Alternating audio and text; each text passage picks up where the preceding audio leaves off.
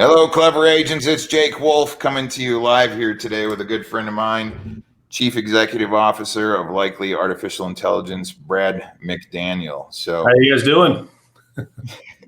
I know you guys have had a lot of questions regarding Likely Artificial Intelligence data, what it is, why it's so powerful. You've heard me talk multiple times about utilizing this data and putting it to work. So, without further ado, I'll let Mr. Brad McDaniel go ahead and say hello to everybody and give a little bit of a background regarding what Likely is and the information that they provide. So, well, hey, Jake, thanks for having us on today. Yeah, absolutely. We've been getting to know each other over the last year or so. Yeah, and I think ever since we presented at NAR, that was what it was, NAR at the Innovation Conference. I'd love to see both the companies build towards the objective just from different angles. A lot of synergy there. So for all the different agents that you guys are bringing on, a little insight to what we do. It's our thesis is that we're the intelligence service, or artificial intelligence as a service business. Yeah. And so we go out and gather all the data and bring it together, and then I've got a team that does the geeky work in order to kind of take away the noise, strip away that noise from what data is, in order to then push it to people like KlevrLeads, Jake, who then can make it just sing, and turning those predictions into commissions, is really the objective of the business. And we as Likely saw, that there were MarTech solutions out there, some of them great, some of them not so good. And then KlevrLeads, KlevrLeads does a great job, a really great job at kind of leveraging, the best tech, which is why we're like, all right, we want to partner with you guys and, enable, your tools to really take advantage of this technology that largely to date has been dismissed within the real estate industry because the first version of artificial intelligence was kind of a bust, Yeah. I mean, it was marketing companies that were kind of cashing in on the AI tagline, and the tech wasn't really there. So we've been working very hard to get that tech as solid as possible, and it's an ever changing, ever challenging adventure. So I think what I've seen across the industry is that it's just a lack of knowledge, right? So for me as an advanced marketer, if you're giving me pre-market data, basically this kind of reminds me, you remember that show Back to the Future, where all of a sudden Michael J. Fox is like, I have the almanac and I know who's getting ready to win. The Cubs are going to win the World Series. You got to be shitting me, right? But there's things that we all do online, Brad, right? Maybe you can go ahead and expand on that. That leaves a trail in essence, that then if the data is understood properly and it's meshed together and it's taught to go ahead and give most likely people who are thinking about selling by way of their actions, right, online, that's huge for me. And I continue to tell everybody this. So for me as a marketer, if you were to go ahead and give me a list of, let's just say 100 people, and you said, Jake, 10% of those people are going to end up doing something in real estate in the next 90 days or so. And this is before somebody even decides to jump on Google and Google real estate agent in Reno and say, oh, that person looks nice. And then next thing you know, they're interviewing that one person. So this pre-market data is so powerful, and then placed into a community like KlevrLeads, where we've got the capability, air, land, and sea, to start communicating your brand on target to get out in front of those folks, right? So explain to us a little bit about the things that we do online that would give an indication, and take us through a little bit of deep dive with you guys.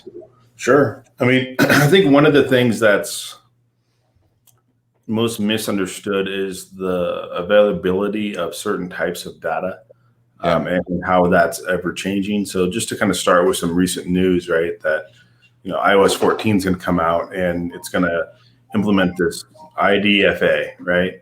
And you read Wall Street Journal articles and everything else where you have everyone from Microsoft to Facebook out there crying, going, "Oh, 40% of our revenue is going to go away," and because we've seen those tea leaves, right? And we've kind of been reading them for the last couple of years. We intentionally didn't start with cookied data or the online intent data, because a lot of that stuff is very unreliable. It's collected in a variety of different manners, and if you're a mass marketer, it can work pretty well, right? But when it comes to real estate, I mean, just because you're going to Trulia or Zillow doesn't mean that you're actually hunting for a property. I mean, it means that you like the real estate porn. Those big giant pictures of those beautiful homes. Like I come from I worked at Trulia for years. I'm a market leader. Like I was a senior product guy. Like I get it there. Like I ran those teams. And I think the portals have done a great job on the buyer side. People go there because they really built the experience, but the seller side is very hard because you can't search for people don't search for their own home, right? They just don't. So all of the ways that you would build the honeypot in order to capture those likely sellers doesn't really exist. I mean, the best we have are landing pages that say, "What's my house worth?" or something along that line. And so we went out and invested in data science data to build artificial intelligence that can predict future events, right? And our primary you've been doing that for 10 years, right? 10 Yeah, years. Our first business was, a good point. First business was back in 2007, so I guess more than 10 years. Back then, it was more of basic algorithms. A lot of the infrastructure, data scientists, were grad students, which they still are. They just now have data to work on and the tools to do it with. AWS didn't really have GPUs readily available cost effectively. So it was hard for a lot of the things that we do today, we could have done back in 2007. Sure. And the industry changed a lot. Back then, if you had a website or just a CRM, you were doing great. Now, most agents have multiple, and they're looking for people like you that have kind of all of these tools baked in that can, they don't have to have 10 different logins to do what they need to do. And so because of all that, the deep dive on what we do is we saw that there was an opportunity to go and, be a data-centric approach to solving the problem. And because it's the largest asset class of its kind, and it's a collision of industries, right? And that collision is so valuable when that collision happens that, we have plans to monetize those other verticals. But right now, real estate and real estate investors and lenders, the go-to-market is clean and clear. And so that's what we're doing. So on the deep dive, sorry, I know I've just kind of talked around that for you. No, okay. The deep dive is we gather, almost now 10 terabytes of data. And it grows every single month. We have real estate data would be category 1. So assessor, recorder, AVM, pre-foreclosure, open lien. Basically, if Uncle Sam's got it in one of those 3,142 municipalities, we have it. It's very expensive, takes up a ton of room. It's dirty as all get out. So a lot of our time is spent, basically when it comes to 3,000 different places, there's a lot of people touching the data before you get it. And so you have to do a lot of normalization. And when you get like data scientists coming from other industries going, "Oh, yeah, dude, I am great at bioscience. I can detect this or that." Or, "Oh, I do e-commerce marketing. Got it. No problem." The big difference is that the data sets they're used to working with are very fluid. They don't have a lot of nulls in them or blank fields. And real estate data, it is dirty, and there are so many blank fields or nulls that it is almost they sit down, they think, "Oh yeah, I'm going to do that same exercise that I did early on and predict the value of a home." Well, that's like the most basic, straightforward thing. Like predicting our future events when you're looking at the dynamics around a transaction, largest asset, you have high emotions on both sides, all kinds of crazy crap happens. And so being able to nail that down is very difficult. So we take the real estate data, then we go and we get a giant group of demographic data from all places, all different sources. Sure. Right now we have like over 256 million files. Each file is a person. And each person we have about 418 data points. So take all this, what's going on with the people, and put it in the properties in order to predict the property appearing on the MLS, which has its own whole set of problems because properties are put on multiple MLSs. They basically never close and on one MLS, but they close on other MLSs. And so it's like, what is really on the market right now? Mm-hmm. That's one of the biggest questions, that when you go and search for a home online, you can go to Realtor, you can go to Trulia, you can go to Zillow, you can go to then someone in that local market. And we just did this the other day. It still is the same. 3 of them said one thing, 1 of them said another thing, another one was like confused. I'm like, all right, if they're that confused, I understand how the industry could be that confused because the data is just very dirty. So we do the best job possible to normalize and join all this data together into what they call, transformed data, right? Which is where it's ready to go into a modeling pipeline. Think of Henry Ford's, Model T factory, just with robots, where you have all this raw material, wood coming in, and we're getting it all lined up into planks and boards so we can start building that Model T. And that's what that modeling pipeline does, is it takes the raw data and turns it into whatever the end product of the thing we're trying to predict. And then we come back and kind of put the bells and whistle and the chrome on to make it deliverable to the client. Yeah. And what we deliver back to the client is all the predictions within each county that are likely to sell within the next 90 days. And we update those predictions every 30 days. So there is, a lot of overlap between file to file. But if there wasn't, then that means our predictions in the first month were garbage. So think of it as, the model makes a prediction and then updates its prediction based upon things that have changed. So we're monitoring basically markets. And we do have times when we make big changes to the model that we see variations happen, or events like riots or floods or fires or COVID that do definitely impact. I mean, we brought in weather data from Dark Sky, and one of our data scientists, built a model over the weekend that predicted the weather temperature within 10 degrees for the whole prediction window and implemented, hey, what do you know? We got a little pop, so like there's always something happening. But I mean, the headline here after kind of pulling out of the weeds a little bit is that, we chose not to use or base our business on the online intent data. We chose to build our business around data that we knew was slow moving. So it's going to be hard to do. It was dirty, but it wasn't going to be cut off, right? There was not, because the assessors are always going to be out there to assess because they want to get paid. So start with what the kind of the hard side, and then sprinkle on some of the other stuff.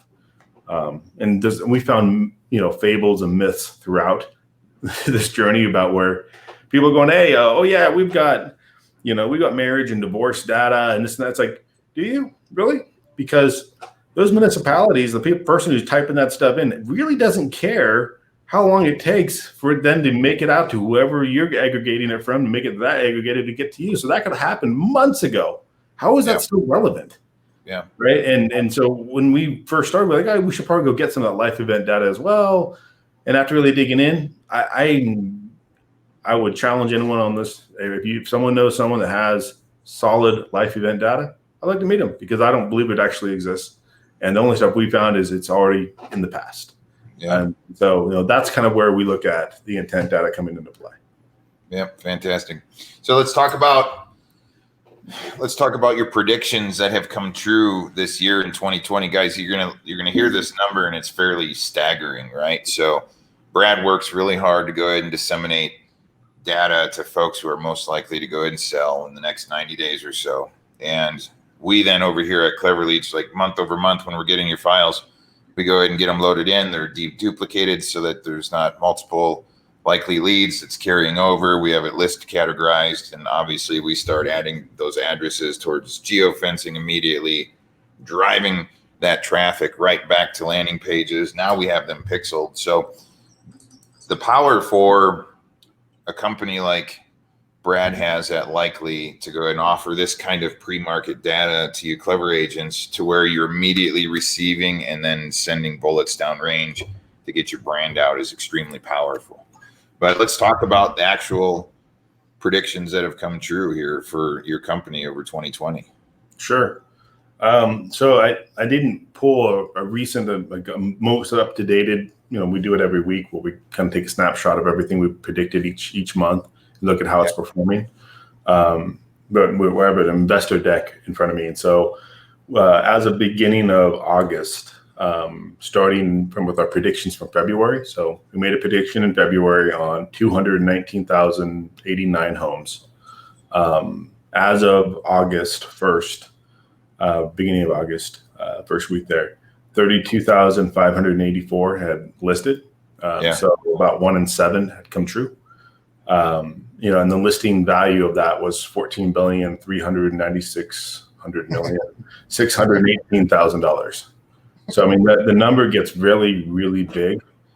I mean, and we're making predictions on, less than 1% of the population, right? So we don't get every listing. And that's something that from a deep dive, I didn't really touch on, but there are other people doing this data science thing, some in real estate, and most of them would choose one of two paths. So when you look at building a model, just to kind of geek out with you for a second, you have to kind of choose what single factor of focus you want to utilize in order to build a good model. You can't focus on everything at once. Kind of like rule of life, right? Sure. In this case, you can either pick precision or recall. Precision is 1 out of X come true. How accurate are you want to be, right? And then the other option is recall, which is what share of market do I want to predict? Like, okay, if there's 1,000 listings, I want to get 900 of those listings. Ooh, okay. The trade-offs are pretty stark. When you go for recall, what we've seen is that most people are just cutting the phone book in half. So yeah, you have to market, but if you're in a market of 100,000 people, you still have 50,000 postcards to send out, and you're only getting 60% of the market. So you're basically do a lot worse than random. And how much better than random you are is one of the things that we focus on. And so since we know that real estate is a cost per contact business, I mean, it's real estate. It's not email spam, which is another obvious like data science place where they spend a lot of time on. We said we're going to focus, our single factor focus is precision. And thus, we don't get every single prediction. And my wife even jokes with me. We're driving down the street. She's like, hey, I think that one's coming on market. Did you get it? I'm like, I don't know. I'll have to go look. And I'm like, sometimes like, yeah, we got that one. She's like, all right.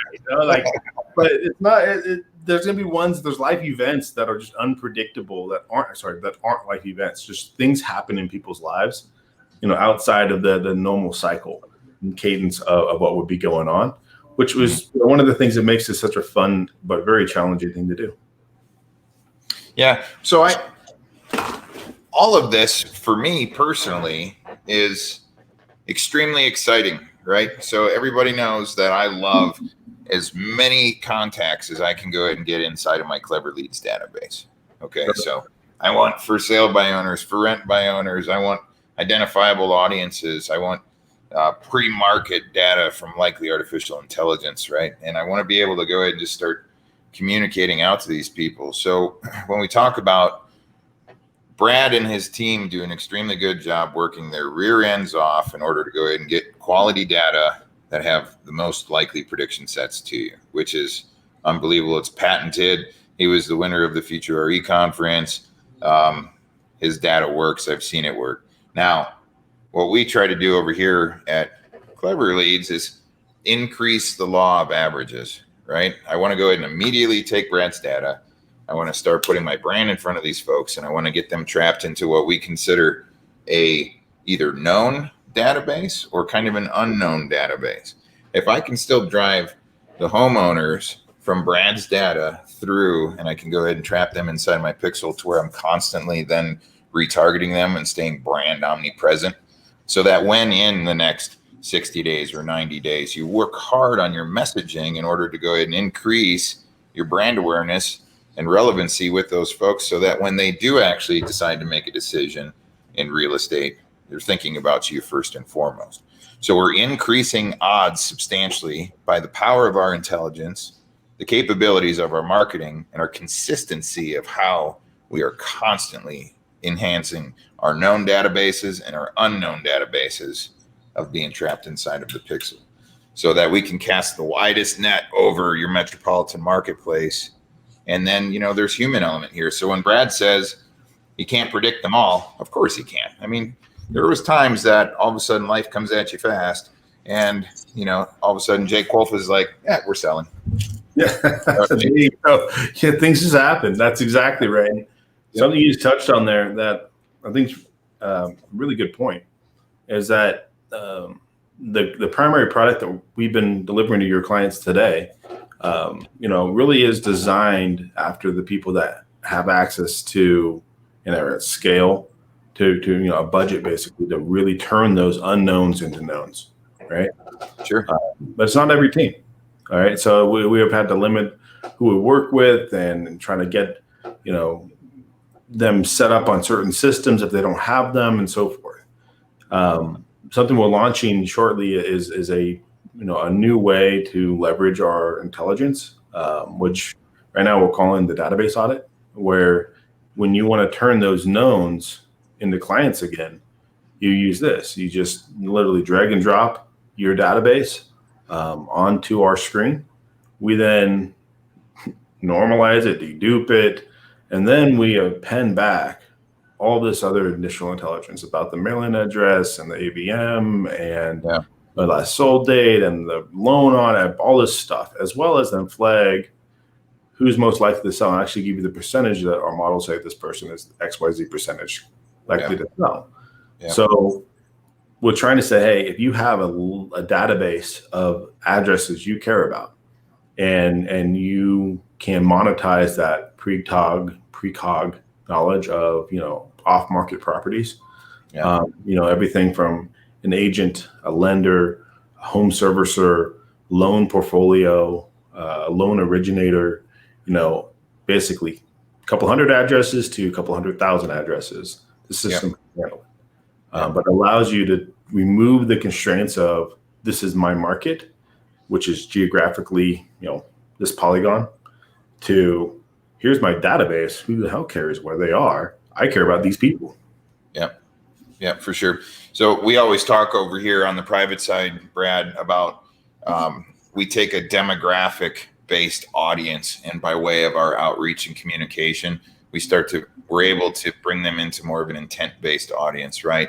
Obviously you have some of the folks that are the grumpy customers, don't ever contact me again. Perfect. We'll throw those people into a never market to list. Maybe we'll never text them, but I might add their address to our geofencing campaign just for the fun of it. You never know, right? So, but we're able to go ahead and get permission from these folks to stay in contact. We obviously have these folks pixeled and things along those lines, but things change inside of our database, guys. So what Brad's talking about and his program is something that we've had some private discussions with between Likely and KlevrLeads, to where what we view this looking like in the future is that you'll be able to, from your KlevrLeads account, be able to literally month over month have an enhancement of the actual lead data through Brad's database, which will also then carry along with it confidence scores of people who are most likely to do something, maybe give updated information associated to the address if something does transition.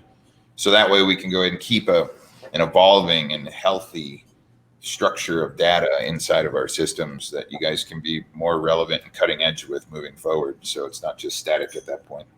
That's it, man. And I love that vision. And that's one of the reasons why we like working with you is that, there's other systems out there, but that they have lots of reasons why they can't do things, I guess is the simple way to say it, right? Constrained from their time or tech debt or whatever. And you're innovating and taking that marketing side, like I said, kind of starting at two sides and coming towards, which is great. And seeing the progress that you guys have made over just the last, I think, 3 months would probably be fair to say that's kind of when you guys have started to break out, which is awesome to see. Very excited to see the growth. Congratulations on that, by the way. Well, I appreciate it, Brad. Absolutely appreciate it. So I was looking. So it's funny that you talk about this iOS 14 and everything else like that that's getting ready to happen. I saw Mark Zuckerberg really squealing about this the other day, and it kind of made me laugh a little bit. You know what I mean? So what? He's getting a little bit of a taste of his own medicine from Apple. So this is going to be interesting. Yeah, I mean, then BuzzFeed, basically any of those content places that like, okay, this article is about these topics, and Brad has gone to these types of articles. Okay, he's this persona type of thing. You know, a lot of that because there's so much surfing off of the iOS, platform. They're not going to be able to track any of that anymore. I guess it is now where, in order for you to be tracked, you have to basically give permission. You have to opt in to allowing people to track you on different sites, which everyone's going to be like, what? Nope. Like, I don't want, I remember there was, my wife and I were talking, and we both had the similar experience where, let's say you're looking for a new door or new curtains or whatever. My wife loves to redo the house constantly. Not my office, obviously. But the house all the time. And it was like you go to one of those places or a piece of artwork or whatever it is, and you just see it everywhere afterwards. And it's like, all right, I get it. You guys are retargeting me. But I stopped going to certain sites because I didn't want to see whatever it was everywhere anymore. And I think that what Apple's going to do is blow away a lot of that kind of track, which was cookie-based data. Now, who knows? Maybe Apple becomes bad in the future, and all of a sudden they're the Google of the future. Who knows? But for the short term, it's going to definitely cause some waves for the other guys. Yeah. So for me, right, our Clever team is not even effective at all whatsoever of the whole Facebook battle. Yes, I still use Facebook, but I do it in such a way that it's like a retargeting type structure. After I'm driving people, utilizing my geo networks, utilizing text, even email, even postcard, even communication, even maybe we'll drive somebody over to a real estate agent's LinkedIn profile that has a link to go and view more information about a certain topic, and then they're dropping back onto a pixeled landing page for KlevrLeads.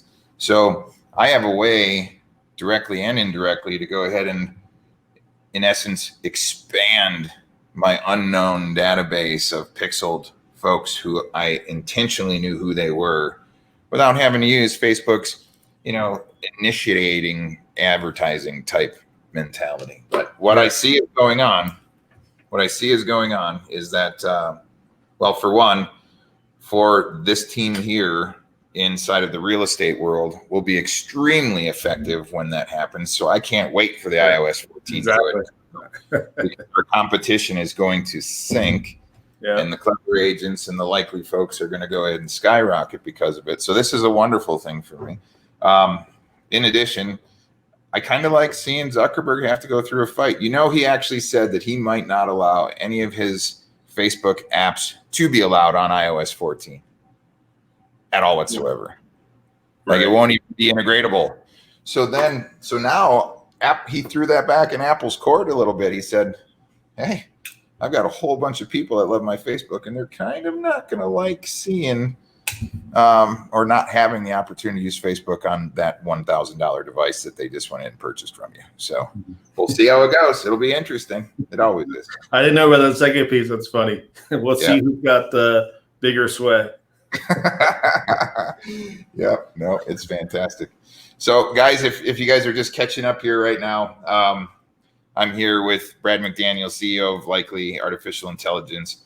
You're going to have to watch some of the beginning information on this video. We've already covered a lot of information, real cool stuff. But bottom line is, I've seen Brad's data over the last year. I've been following along with statistics and seeing predictions coming true. And so there's always been this dance, right? Yes, there's data. Now we have predictive analytics. And you guys have heard me talk about this multiple times.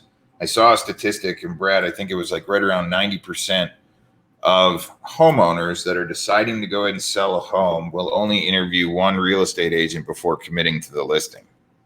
Yep. So for me, it's well stated in our stat.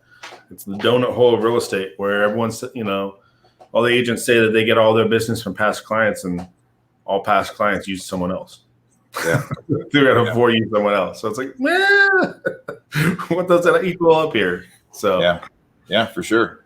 So, I mean, we're on a constant quest at all times for our clever agents to go ahead and expand our dominance in the marketplace, because we end up starting in one area with a known audience, and then we end up getting them to give us permission, or we get them wrapped into our pixels and we retarget, and then we slide over. It's a conquest of taking over a marketplace, because we know that, perfect example, if you have a 5,000 count database of people that you've started to communicate with and connect with, and if you're consistent with it, it will kick out business for you over time, right? Mm-hmm. But you grow that database to 10,000, 15,000, 20,000, 30,000 people now that you have influence with, and they're consistently seeing your brand. It just becomes so powerful.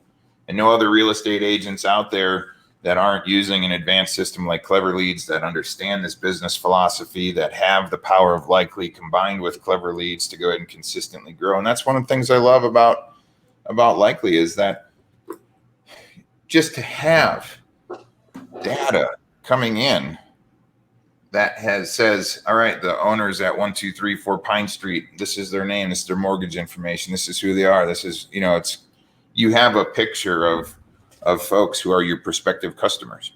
We know who these prospective people are. Now we just have to get out and communicate with them and stay consistent. So that's it, man. That's exactly it. Yeah. But for me, on the predictive side, that statistic is staggering, that 90% of homeowners only decide to do business with one. So I can only imagine what happens when all of a sudden Mr. and Mrs. Smith in their home decide to go ahead and make a decision regarding real estate. Somebody is Googling real estate agent in their local area, and then they're taking a look at a profile picture and they're saying, that person looks nice, I should call them. Yeah, pretty much. Or they're trying to get an introduction, because everyone knows that 10 agents, 9 of them they would say, oh, don't work with that person for some reason, because their kid was better on the soccer team or whatever. Personal, might have nothing to do with their their professional life. And so, getting a referral is, I think, part of the next best thing outside of a profile picture. If people are searching online, I would agree. It's going to be fun to see what kind of happens there. Yeah. Very good. So guys, Brad ends up sending over the Likely data to all of the clever agents that have decided to go ahead and do business with him. Our companies are separate, but we've found so much value in each other that is the reason why Brad and I sit down like this and we contribute. So, very much so. Yeah. I love it. And I mean, guys, we want to work with as many clever agents as possible. We've seen that data alone or marketing alone doesn't have magic, right? You need the combination of the two.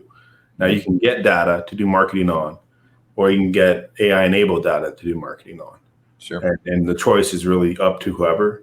And then when you imply a system that is leveraging some of the more cutting edge, not a drip email campaign, not things I did in 2010 and built for market leader and Trulio, but next gen things that really aren't well understood yet, geo addressable.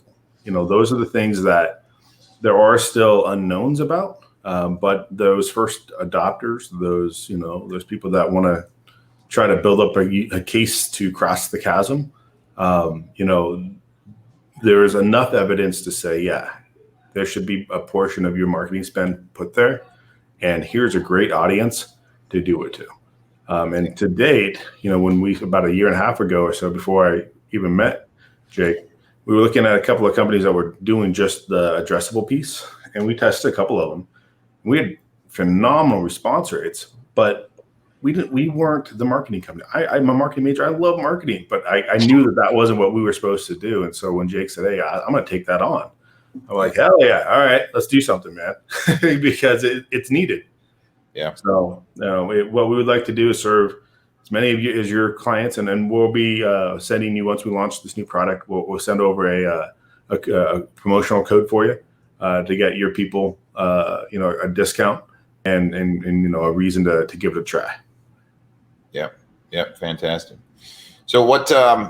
Let's talk about the industry now. So I mean, obviously, you have got a tremendous insight into the industry, what we're experiencing over here, and every single one of my clever agents has a pocket, or as somebody like Keith Lucas likes to say, I have got a bucket full of buyers and no inventory, right? Mm-hmm. So this kind of plays right into this wheelhouse. So I know you guys went in and put out some COVID affected properties back right during the pandemic. Yep. Let's just talk industry, since you've got a really good insight. Let's talk pre-pandemic, pandemic, and now what you're seeing now coming out of the gate. I'd love to go ahead and hear what you guys are thinking over there at Likely.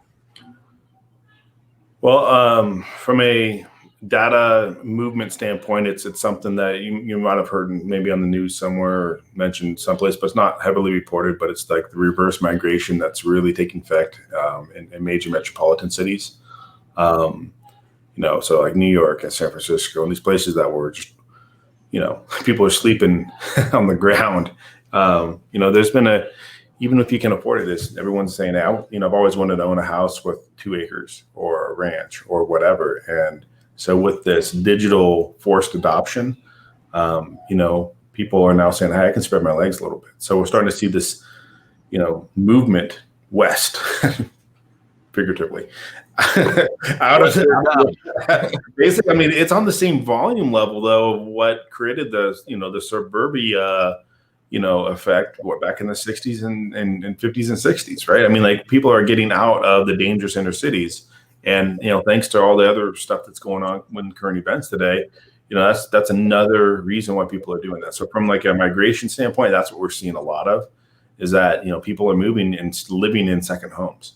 Or just saying the hell with it and just selling their primary and making their secondary their primary, or they're all together getting a new home. But it's not in these deep metropolitan centers because of the reasons that pulled them there: restaurants or art and culture or proximity to work don't exist anymore.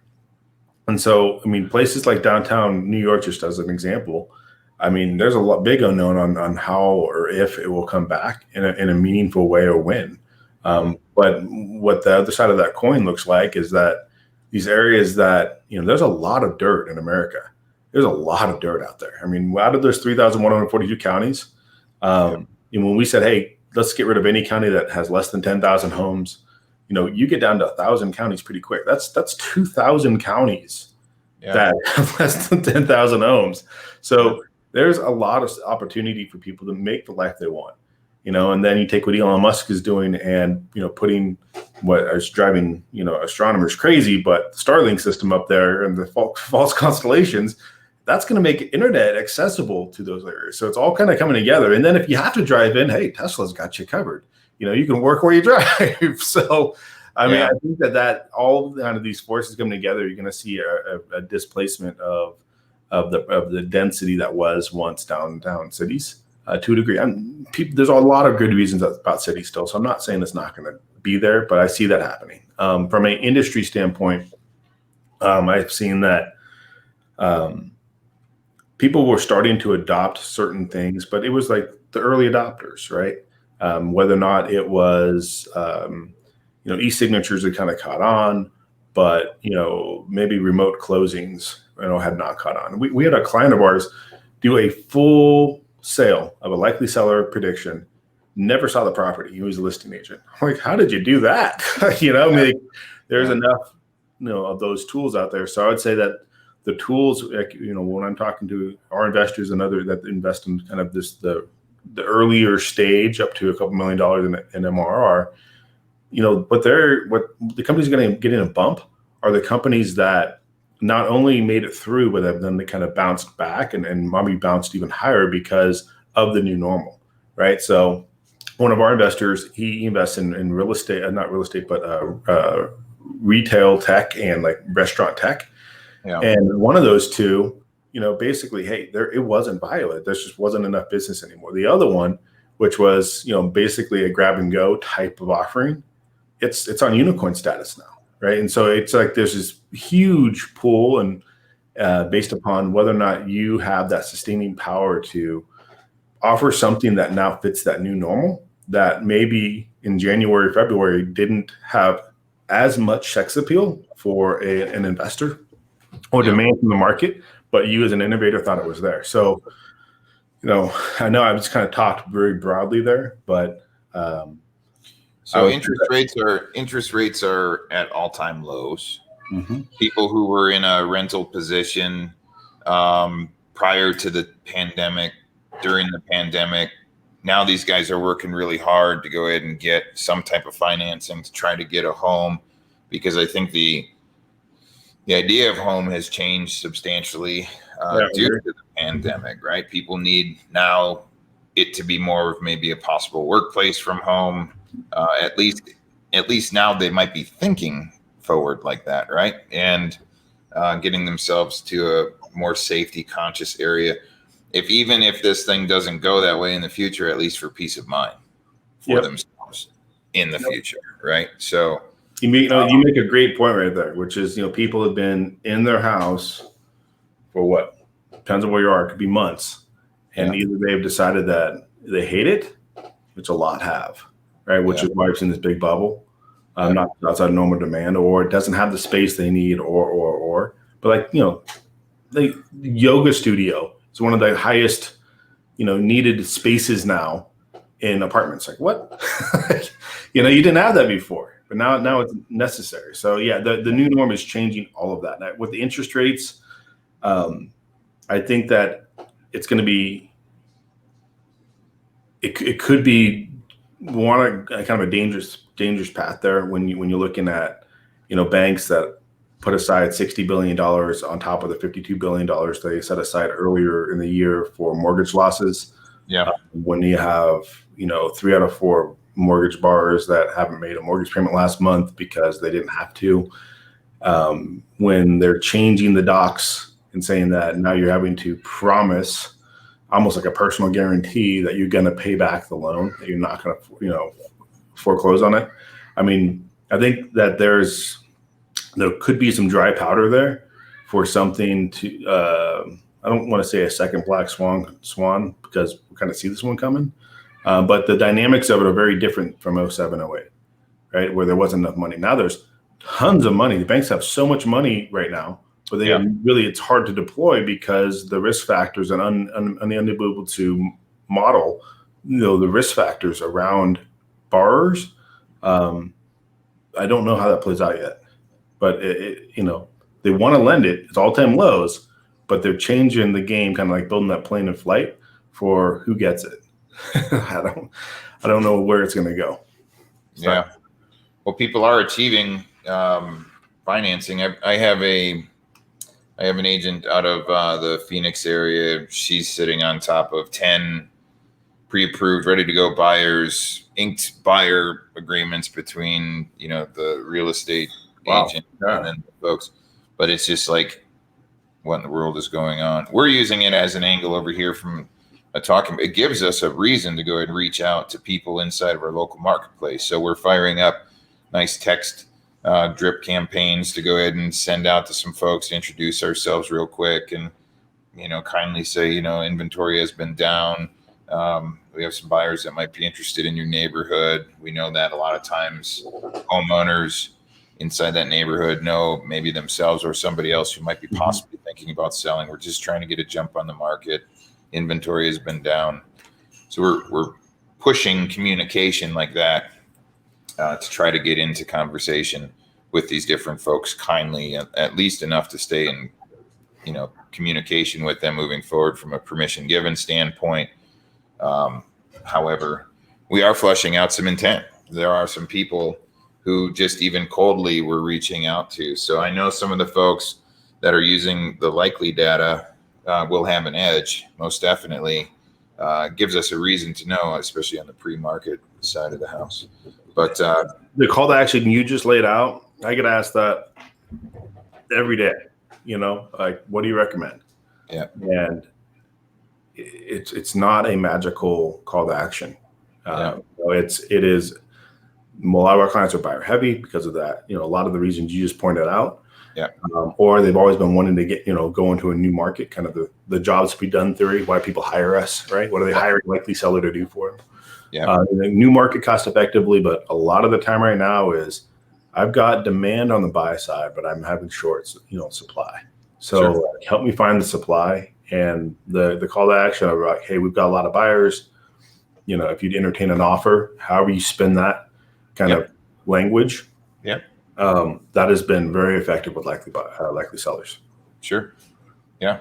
And that's honest. And especially when we reach out in a kind way, and Brad, we've sent so much communication downrange already that we've really worked to minimize the way we introduce ourselves. We're kindly, we're polite, we don't mean to be intrusive, and to get into that conversation. So Yeah, we've got some pretty hybrid communication that works. We're putting up, and I don't know if you know this or not, but we're putting up 50 to 67% response rates on some of just our text campaigns going out to these folks. And it's just direct. Here we go. that's awesome. I mean, those are great numbers. Those are really good numbers. Yeah, those are really good numbers. Yeah. We've had clients that, don't know how to use technology, right? Or just say, hey, I don't want to be outbid on, whatever platform you're on for that ad spot. So I'm gonna stick a stamp on an envelope because I'm not going to get outbid on that. And one of our clients is as a guy named Frank who runs Viral, and he does a lot of investing as well. And they used to print. He loves print, and it's very successful for him. He gave me a great glowing testimonial. He sent out 5,000 mailers, and in June for one of his clients, and they got 3 listings and 2 investment properties just like that. Yeah. Like, perfect. I sent out 5,000. I got 1 out of 1,000 to actually close a deal. Like, that is extremely cost effective for them. So, sure. Like the fact that you're laying on top of that, all these other things as well. Yeah. Land, sea, and air, right? Yeah. That's just when you kind of become that omnipresent brand. That is something that, I haven't really seen, honestly. Yeah, there's a lot of MarTech companies, but it's mostly like, oh, get it all here. Here's some whistles and bells, and then here's this great email campaign, or we'll manage your social media, or whatever it is. But there's not like and. They say all in one, but there's really, I think that a geo-addressable texting, emailing, social media, like that is alien, and then direct mail. Yeah. They're gonna respond. Yeah. Whether or not they tell you to go to hell or yes, let's talk. Yeah. You're gonna get them to respond, which I love. Yeah. Well, and you're a marketer, right? You went to school and everything else for it. And I've been in the marketing space for so long, and I've had the opportunity to see the transition from old school-ish early 2000s through the social media push and everything else, and actually put it to play in a lot of different industries. And I know what works well. And if you use one thing that goes with the other thing, and vice versa, just that air, land, and sea for sure. It's funny, he just brought up like early 2000s. So I graduated at 05, right, from college, ECU, and marketing, and went back to California. My dad's like, hey, congratulations, last one, but hey, get your real estate license. I'm like, but I just got out of school. He's like, no, you need it. You always need it. So I'm like, all right, while I'm getting my first job, I'm going to get my license, and ended up going over to Washington Mutual, which I think now is Chase Bank, something like that. Yeah. But when I was there, after a year or so, I was like, this is not the right role for me. But B, it gave me the opportunity to try a lot of my marketing things. And so that's when I founded the first business, right, that you mentioned earlier. Like, I was like, there's got to be a better way to do this, because I'm literally spending thousands of dollars on postcards, and I've got no way to measure the effectiveness or even the delivery rate or the ROI, because they might see the postcard and then go to an open house and then call me in on something else I sent out. And so it was just a total cluster. And I said, all right, there's a big need for this, and it's just going to get bigger, especially as like one of these different security measures. So sorry to go kind of off the deep end for a second there, but it's funny. The early 2000s don't seem that long ago, but I'm sure some people watching this like, dude, I was like in I was in second grade or fifth grade. Oh, geez, I'm old. Yeah. Yeah, you and me both were starting to feel it a little bit. That's all right. That's all right. The knowledge earned and gained throughout those years are now being transferred forward into, all of this, right, to become effective. But quick question back to the real estate industry. I've got a sneaky feeling that, so one thing, right, it's inventory is low, but when those people do want to go ahead and actually sell their home, they're almost having the same buyer type problem, because now all of a sudden they're in competition with so many folks. It's got to be a tough transition right there. What have you seen that likely sellers are doing? Are they looking to purchase that second home first before they're actually going to commit to something in the marketplace to see if they can then transition? Because I almost see that being a factor. If they sell their primary house, now they're out on the streets if they haven't already committed to another place. I mean, there's got to be a lot of weird transitions for sellers right now. Have you seen anything like that? I have, and I think that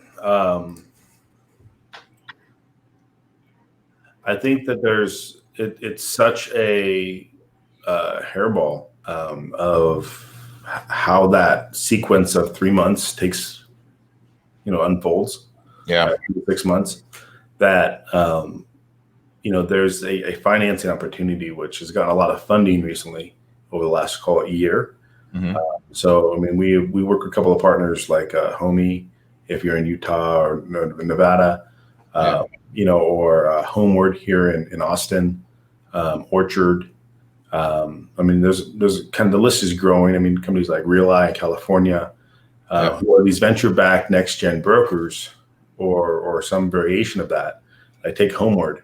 Their whole business model is they basically fund the purchase of your dream home before you sell your home. That's it.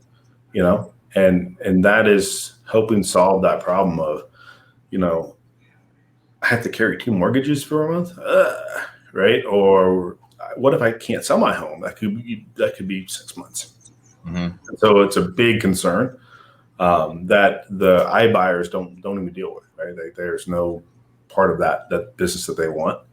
And so for that specific use case, I think that some of those companies I just mentioned either are actively in the market or are breaking off an offering to do that, or Divvy, right? I mean, Divvy's another option for financing creatively. Yeah. So I think that there's enough now, like PE firms and places like that look for that internal rate of return. That, okay, you put it in this, get that. But if you go put it in one of these assets classes where it's kind of like almost hard money, but not really, but it's for a period of time.